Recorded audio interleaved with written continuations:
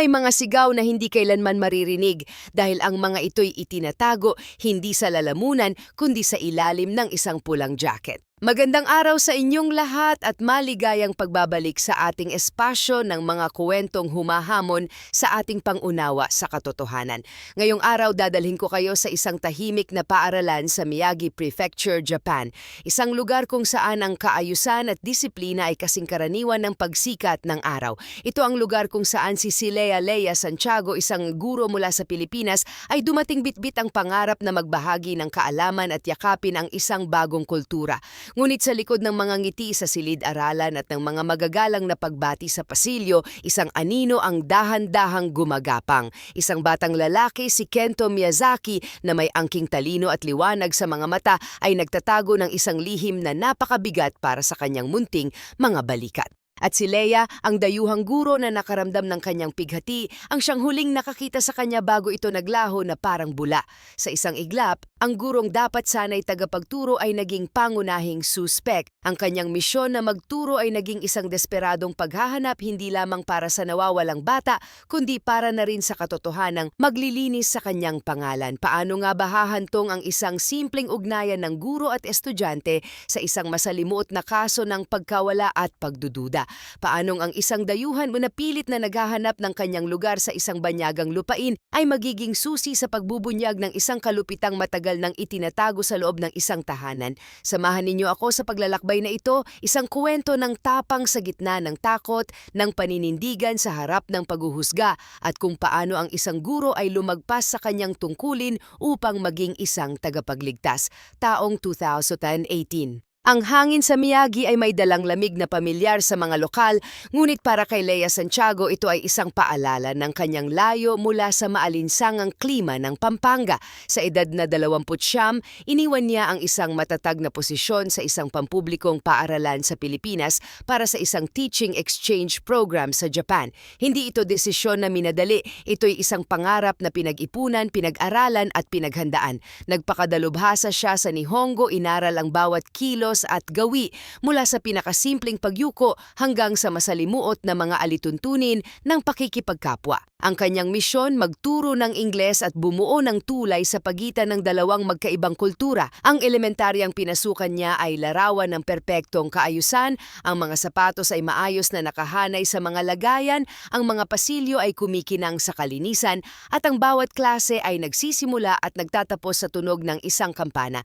na may disiplinang tila isang ritual. Si Leia sa kanyang masiglang pagbati at mainit na ngiti ay isang piraso ng kulay sa isang mundong monochromatic. Mabilis niyang nakuha ang loob ng maraming estudyante, nakikita nila sa kanya hindi lang isang guro kundi isang ate, isang kaibigan na handang makinig sa kanilang maliliit na kwento tungkol sa kanilang mga alagang hayop o sa paborito nilang anime. Subalit hindi lahat ay bukas palad sa kanyang pagdating. Si Miss Yamada, ang head teacher ng buong elementary grade level, ay isang babaeng hinulma ng tradisyon. Para sa kanya ang kaayusan ay nangangahulugan ng pagkakapare-pareho. Ang pagdating ni Leia ay isang pagbabago, isang bagay na banyaga. Ang kanyang pakikitungo kay Leia ay magalang ngunit malamig, profesional ngunit may distansya. Bawat mungkahi ni Leia sa klase ay tinatanguan niya ng may formalidad, ngunit nararamdaman ni Leia ang hindi nakikitang pader sa pagitan nila. Sa mga pulong ng mga guro, madalas siyang tinatawag na ang gurong galing Pilipinas, isang paalala na siya ay at palaging magiging isang tagalabas. Sa gitna ng lahat ng ito, may isang estudyanteng tila naging kanlungan ni Leia, si Kento Miyazaki. 7 taong gulang, may mga matang kumikinang sa talino at isang ngiting kayang magpaliwanag ng buong silid. Si Kento ang unang nagtataas ng kamay, ang pinakamabilis sumagot at ang laging may perpektong takdang aralin. Ngunit sa likod ng katalinuhang ito, napansin ni Leia ang mga siwang. Bihira siyang makipaglaro sa iba tuwing recess. Mas gusto niyang manatili sa isang sulok ng aklatan, nagbabasa o simpleng nakatingin sa malayo. Doon nagsimulang mapansin ni Leia ang maliliit na detalye na tila walang kahulugan sa iba. Ang bahagyang panginginig ng balikat ni Kento kapag isang matandang lalaking maintenance staff ang dumaan sa kanilang pasilyo. Ang paraan niya ng bigla ang paghila sa manggas ng kanyang pulang jacket pababa na parabang may itinatagong hindi dapat makita, at ang pinaka nakakabagabag sa lahat, ang madalas niyang pananatili sa labas ng silid-aralan pagkatapos ng klase nagpapalipas ng oras tila ba ayaw pa niyang umuwi. Sa kulturang Hapones, ang pagiging tahimik at mapag-isa ay hindi laging senyales ng problema. Ito ay maaaring tanda ng paggalang o pagiging mahiyain. Ngunit para kay Leia na may puso ng isang ina at mata ng isang guro, may mali. May isang kwentong hindi na isasalita, isang bigat na dinadala ng isang batang dapat sana'y walang ibang inaalala kundi ang paglalaro. Ika-22 ng Agosto 2018, Miyerkules. Hapon na at paunti na ang mga bata sa paaralan. Natapos na ang klase ni Leia at inaayos na lamang niya ang kanyang mga gamit. Nakita niya si Kento sa pasilyo, nakatayo malapit sa pinto, yakap ang kanyang bag. "Kento-kun, hindi ka pa ba uuwi?" tanong ni Leia sa malumanay na tono. Nag-angat ang tingin ang bata at sa isang saglit nakita ni Leia ang isang bakas ng takot sa kanyang mga mata bago ito napalitan ng isang pilit na ngiti. "Hinihintay ko lang po na humina ang araw, Sensei." Sagot nito, isang dahilan na pareho nilang alam na hindi totoo. Tinabihan siya ni Leia at tinulungan sa kanyang multiplication table na nakasulat sa isang maliit na papel. Ilang minuto silang nag-usap tungkol sa mga bituin at mga planeta. Ito ay isang normal na tagpo. Isang guro at isang estudyante na nagbabahagi ng isang tahimik na sandali. Maya-maya pa'y nagpaalam na si Kento. Pinanood siya ni Leia habang dahan-dahan itong naglalakad palayo. Ang kanyang maliit na figura na may suot na pulang jacket ay unti-unting nilamon ng pasilyo. Ito ang huling pagkakataon na makikita niya ang ngiti kahit na pilit sa mukha ng bata sa loob ng mahabang panahon. Kinabukasan, ang upuan ni Kento ay bakante. Hindi ito pangkaraniwan. Si Kento ay hindi kailanman lumiliban sa klase. Pagsapit ng tanghali, ang balita ay kumalat na parang apoy. Hindi umuwi si Kento Miyazaki kagabi. Ang tahimik na paaralan ay biglang napuno ng bulungan at pag-aalala. Ang bawat guro, bawat magulang ay may tanong sa kanilang mga isip. Nasaan si Kento? Sa gitna ng kaguluhan, isang malamig na anino ng paghihinala ang nagsimulang bumaling sa iisang direksyon. Kay Leia Santiago, ang dayuhang guro, ang pinakamalapit na guro ni Kento, ang huling taong nakitang kasama niya. Pagsapit ng ikalawang araw ng pagkawala ng bata, opisyal ng gumalaw ang pamunuan ng paaralan. Kinausap ng punong guro ang ama ni Kento, si Mr. Yokota Miyazaki. Sa kanilang pag-uusap, ipinahayag ng ama ang kanyang matinding pag-aalala. Binanggit niya ang mga kaso ng pagkawala ng mga bata sa kanilang lugar na nagpapahiwatig ng pinakamasamang posibleng senaryo. At sa pag-uusap na iyon, si Miss Yamada na may autoridad bilang head teacher ang nagsabi ng mga salitang magiging mitya ng apoy.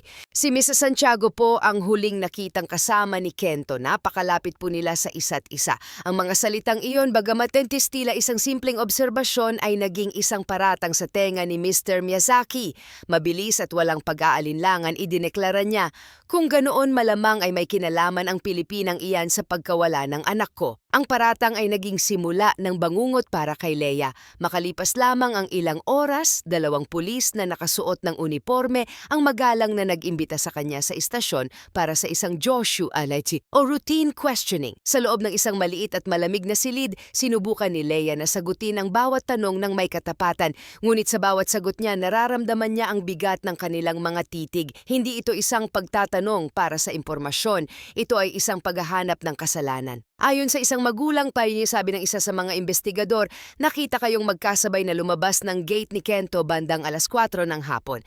"Opo," sagot ni Leia habang pinipigilan ang panginginig ng kanyang boses. "Pagkatapos kong mag-ayos ng gamit, nagkasabay kami sa paglabas, normal lang po iyon." Ngunit sa kanilang mga mata, walang normal sa sitwasyon. Hiningi nila ang kanyang class journal, ang kanyang cellphone at ang kanyang bag. Binaliktad ang lahat, hinanapan ng kahit anong ebidensya na magdudugtong sa kanya sa pagkawala ng bata.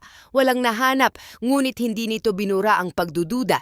Hindi siya formal na sinampahan ng kaso, ngunit ang kanyang pangalan ay inilagay sa listahan ng mga persons of interest. Bilang pag-iingat, pansamantala siyang inalis sa pagtuturo habang nagpapatuloy ang investigasyon.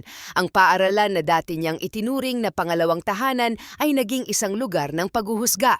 Ang mga ngiti ng mga kasamahang guro ay napalitan ng mga pabulong na tingin. Si Miss Yamada ay lalong lumayo, ang kanyang mga matay tila nagsasabing, "Sinabi ko na nga ba?" Si Leia ay nag-iisa, isang dayuhan na inaakusahan ng isang krimeng hindi niya ginawa sa isang sistemang hindi niya lubos na nauunawaan.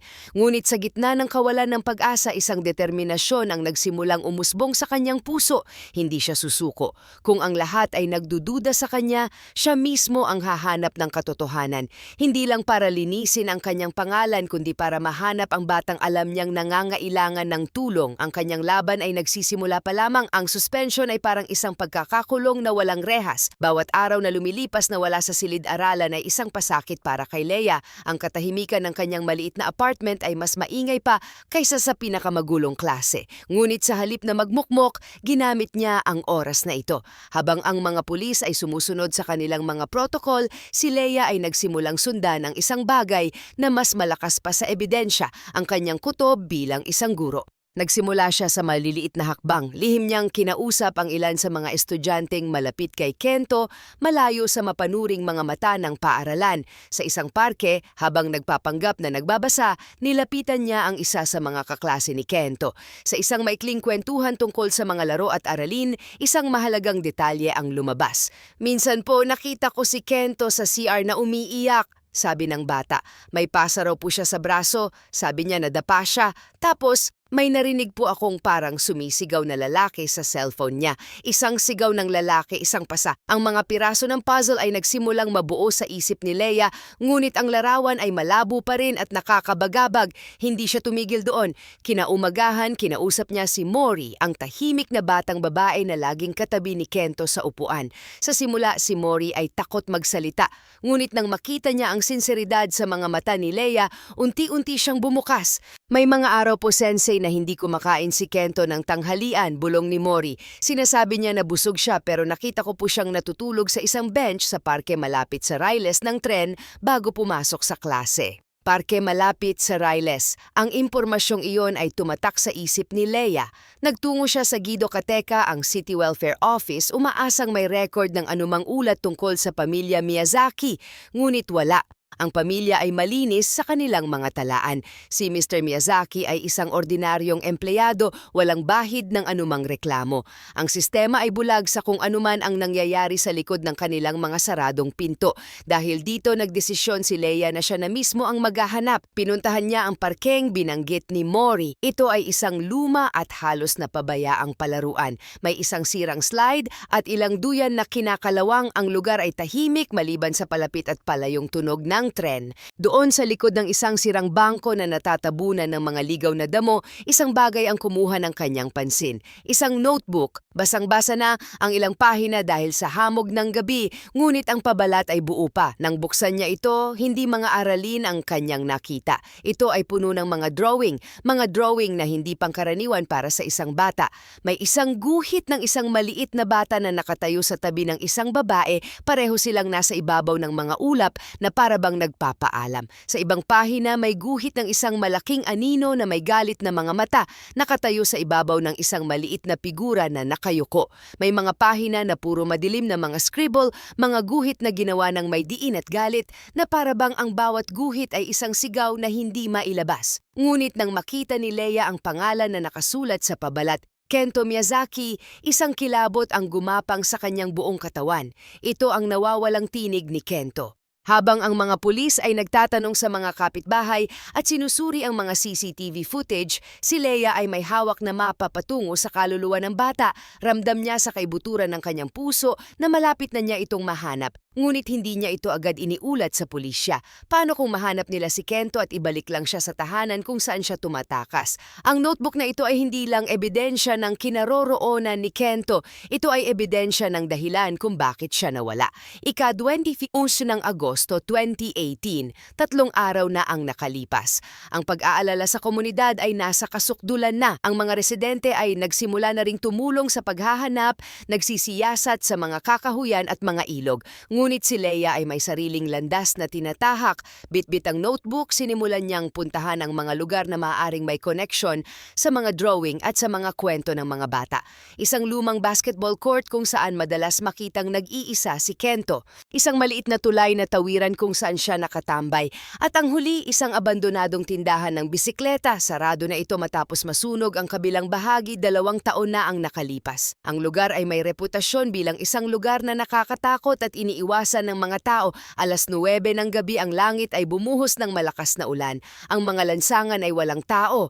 Hawak ang isang maliit na flashlight. Tinahak ni Leia ang isang makipot na eskinita papunta sa likod ng sunog na tindahan. Ang amoy ng nabubulok na kahoy at basa na lupa ay tumatagos sa kanyang ilong. Doon sa ilalim ng isang sirang bubong na tumutulo, sa gitna ng kadiliman, nakita niya ang isang figura. Isang maliit na anyo nakaupo sa basang karton, yakap-yakap ang mga tuhod, nanginginig. Si Kento, ang kanyang damit ay basang-basa, ang kanyang mukha ay maputla at ang kanyang katawan ay nanghihina. Sa tabi niya ay ang kanyang backpack at isang piraso ng tinapay na basa na rin ng ulan. Dahan-dahang lumapit si Leia na parang lumalapit sa isang sugatang hayop. "Kento-kun!" bulong niya. Nag-angat ng tingin ng bata. Sa una nakita ni Leia ang matinding takot sa kanyang mga mata. Nagtangka itong tumakbo, ngunit nang makilala niya ang boses, ang malumanay na boses ng kanyang guro, ang takot ay napalitan ng pagod at pagsuko. Niyakap siya ni Leia ng kanyang dalang coat. Sinusubukang ibigay ang kaunting init sa nanginginig nitong katawan. Inabot niya ang pagkain at juice na natira sa kanyang bag na mabilis namang tinanggap ng bata. Sa gitna ng patak ng ulan at sa katahimikan ng abandonadong lugar, unti-unting inilahad ng bata ang kanyang kwento. Ang mga pasa at galos na matagal na niyang itinatago sa ilalim ng kanyang pulang jacket ay resulta ng paulit-ulit na pananakit ng kanyang ama. Nagsimula ito noong mamatay ang kanyang ina 1 taon na ang nakalipas. Ngunit hindi lang pisikal ang sakit. Ang mas masakit ayon kay Kento ay ang mga salitang ibinabato sa kanya. Lagi niyang sinasabi na hindi niya ako tunay na anak. Sabi ni Kento, ang kanyang boses ay nanginginig hindi lang dahil sa lamig, kundi dahil sa sakit ng alaala. Sabi niya siya, anak daw ako ng malandi kong ina sa ibang lalaki. Ang mga salitang iyon ay parang lason na unti-unting pumatay sa espiritu ng bata. Mahal niya ang kanyang ama ngunit pagod na siyang masaktan. Ang pagtakas ang tanging paraan na naisip niya para matigil ang sakit. Alam ni Leia na ang susunod niyang hakbang ay kritikal. Sa halip na dalhin si Kento sa pulisya, dinala niya ito sa apartment ng kanyang kaibigang Pilipina na may asawang Japanese nurse, isang ligtas na lugar. Doon pinatulog nila si Kento sa isang malinis at mainit na higaan. Habang mahimbing na natutulog ang bata sa kauna-unahang pagkakataon sa loob ng 3 araw, si Leia at ang kanyang mga kaibigan ay nagsimulang magplano. Hindi na ito simpleng kaso ng nawawalang bata. Ito ay isang laban para sa kaligtasan at kinabukasan ni Kento, isang laban na handang-handa si Leiang harapin. Sa tulong ng isang registered social worker na kaibigan ng kanyang kaibigan, maingat na idinokumento ni Leia ang lahat. Ang salaysay ni Kento ay isinulat, ang mga larawan ng kanyang mga galos at pasa ay kinuha, at ang notebook na puno ng mga drawing ay inihanda bilang ebidensya. Matapos ang ilang araw ng pag-aalaga sa bata, formal na isinampa ni Leia Santiago ang isang ulat ng suspected child abuse laban kay Mr. Yokota Miyazaki sa ilalim ng Jido Fukushiho o ang Japanese Child Welfare Act. Ang sistema gayunpaman ay hindi naging madaling kumbinsihin. Sa kanilang mga mata, si Mr. Miyazaki ay isang ulirang mamamayan, tahimik, walang criminal record at isang responsableng empleyado. Nang matanggap niya ang sulat mula sa Child Welfare Office, agad siyang nagtungo sa mga autoridad, hindi para magpaliwanag, kundi para magalit. "Kinidnap niya ang anak ko!" Sigaw niya, ang kanyang daliri ay nakaturo sa pangalan ni Leia sa ulat. Siya ang naglagay ng mga kasinungalingang iyan sa isip ng bata. Dapat siyang makulong. Nagbanta siyang magsasampa ng countercharge na kidnapping laban sa Pilipinang guro. Ang laban ay naging mas komplikado. Naging salita ni Leia laban sa salita ng isang ama na iginagalang sa kanilang komunidad. Ngunit ang katotohanan ay may paraan upang lumabas. Ang ginawang hakbang ni Leia ay nagbigay ng lakas ng loob sa iba. 2 pang guro mula sa lower grades na dating nagturo kay Kento ang lumapit sa Child Protection Office. Pareho nilang inilahad ang kanilang mga dating obserbasyon, mga pagkakataong nakita nila si Kento na may pasa na lagi niyang idinadahilan sa pagkakadapa, mga araw na wala itong baon at ang kalungkutan sa mga mata ng bata. Ang mga testimonya na ito ang nagsimulang magpatibay sa kaso. Sa gitna ng investigasyon, lalong naging malinaw ang ugat ng galit ni Mr. Miyazaki. Matagal na niyang pinaghihinalaan na hindi niya tunay na anak si Kento. Naniwala siya na ang kanyang yumaong asawa ay nagkaroon ng relasyon sa dati nitong kasintahan at si Kento ang bunga ng pagtataksil na iyon. Ang bawat tingin niya sa bata ay isang paalala ng isang kasalanang hindi niya mapatawad. Para sa kanya, ang pananakit kay Kento ay isang paraan ng pagpaparusa sa asawang wala na. Dahil sa bigat ng alegasyon, inirekomenda ng City Welfare Office ang isang bagay na magbibigay ng pinal na kasagutan, isang DNA test. Ang araw ng paglabas ng resulta ay puno ng tensyon. Si Mr. Miyazaki ay dumating sa opisina na may kumpiyansa. Sa kanyang isip, ito na ang araw na mapapatunayan niya sa buong mundo na tama siya na ang pagpapahirap niya sa bata ay may basehan. Ngunit nang iabot sa kanya ang sobre na naglalaman ng resulta mula sa NH Genetic Research Laboratories, ang kanyang mundo ay gumuho. Ang resulta 99.99% match. Siya ang tunay na ama ni Kento.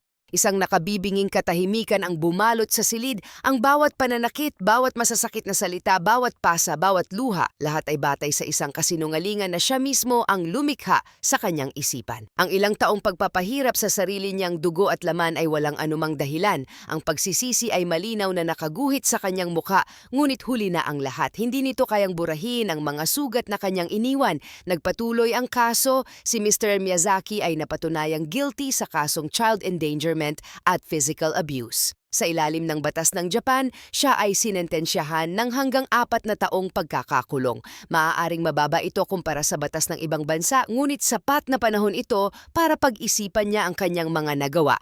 Si Kento ay inilagay sa kustodya ng isang boys' home, isang institusyon para sa mga batang biktima ng karahasan sa tahanan. Unti-unti sa tulong ng mga counselor, sinimulan niyang buuin muli ang kanyang nawasak na pagkabata. Sa listahan ng mga taong pinapayagang bumisita sa kanya, isa sa mga nangungunang pangalan ay Leia Santiago. Hindi na bumalik si Leia sa dati niyang paaralan. Kahit na malinis na ang kanyang pangalan, pinili niyang magpatuloy sa ibang direksyon. Inalok siya ng isang bagong posisyon sa isang multicultural education center sa Fukushima, isang lugar na mas bukas sa mga gurong dayuhan. Isang buwan matapos siyang lumipat, nakatanggap siya ng isang sulat, isinulat sa isang simpleng papel mula sa isang pamilyar na sulat kamay ng isang bata. Ito ay mula kay Kento. Kalakip nito ang isang maikling tula na may pamagat na Sensei. Makalipas ang 1 taon, natapos ang kontrata ni Leia. Bumalik siya sa Pilipinas, dala-dala hindi lang ang mga alaala ng Japan, kundi ang isang karanasan na humubog sa kanyang pagkatao. Ang mga taon ay lumipas. Nakalaya na si Mr. Miyazaki. Sa kanyang paglaya, sinubukan niyang magbago. Paulit-ulit siyang humingi ng tawad kay Kento. At si Kento na may likas na kabutihan sa puso ay natutunang patawarin at tanggapin muli ang kanyang ama. Sa katunayan, sinuportahan pa niya ito nang mag-aral ito sa isang universidad sa Tokyo. Ang komunikasyon sa pagitan ni Leia at Kento ay hindi naputol. Nagpatuloy ito sa pamamagitan ng mga email at mga mensahe. Noong 2023, muling bumisita si Leia sa Japan. Doon muli silang nagkita. Ang batang puno ng takot na natagpuan niya sa isang abandonadong tindahan ay isa ng binata na puno ng kumpiyansa. Ang inosenteng ngiti ay nandoon pa rin, ngunit ngayon wala na itong bahid ng sakit. Sa pagtatapos ng paglalakbay na ito, napatunayan ni Leia Santiago ang isang bagay na malalim. Ang tunay na halaga ng isang guro ay hindi nasusukat sa laki ng kanyang sahod, sa ganda ng kanyang paaralan o sa tingin ng ibang tao sa kanya. Ito ay nasusukat sa kung paano niya binago at hinawakan ang buhay ng kanyang mga estudyante. Para kay Leia, si Kento ang buhay na patunay na nagampanan niya ang kanyang trabaho ng higit pa sa inaasahan. Ang kwento nila ay isang paalala na sa likod ng bawat tahimik na bata, maaaring may isang sigaw na naghihintay na marinig. Isang paalala na minsan ang pinakadakilang kabayanihan ay hindi nangangailangan ng malakas na boses o ng pisikal na lakas, kundi ng isang pusong handang makinig, ng mga matang handang makita ang hindi nakikita at ng tapang na manindigan para sa tama kahit pa ang buong mundo ay laban sa iyo. Si Leia Santiago ay hindi lang isang guro ng Ingles, siya ay isang guro ng pag-asa, isang sensei